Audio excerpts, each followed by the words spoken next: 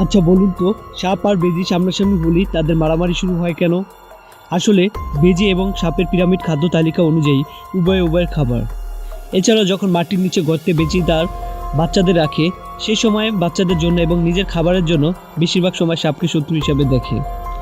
এই কারণে সাপ দেখলেই তাকে তাড়িয়ে দেওয়া কিংবা মেরে ফেলার জন্য উঠে পড়ে লাগে। এখন কথা হলো, বিষধর সাপও কেন বেজির সাথে লড়াইয়ে পারে না?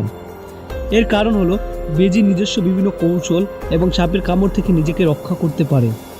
এমনকি বিভিন্ন কৌশল অবলম্বন করে সাপের মাথা কামড়ে ধরেও মেরে ফেলতে পারে বেজি।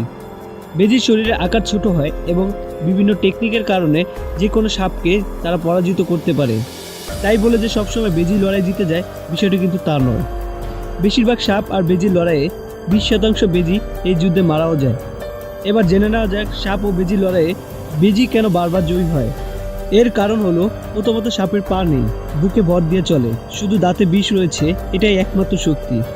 তবে বেজি পাশে লাফাতে পারে, তীব্র গতিতে চলতে পারে। তীব্র গতি ও চতুর কৌশলের জন্য বেজি বেশি অ্যাডভান্টেজ পায়।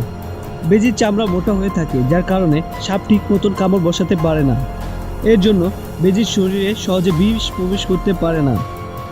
অন্যদিকে বেজির উপরে সাপের নিউরোটক্সিক বিষের প্রভাব খুবই কম, কারণ বেজির শরীরে রয়েছে অ্যাসিটোকাইলিন রিসেপ্টর, যা সাপের বিষ নষ্ট করতে সাহায্য করে। এর জন্যই বেজি ও সাপের লড়াইয়ে বেশিরভাগ জয়টা বেজিরই হয়। ভিডিওটি ভালো লাগলে অবশ্যই লাইক করে চ্যানেলটি সাবস্ক্রাইব করুন এবং তথ্যনগরের পাশেই থাকুন।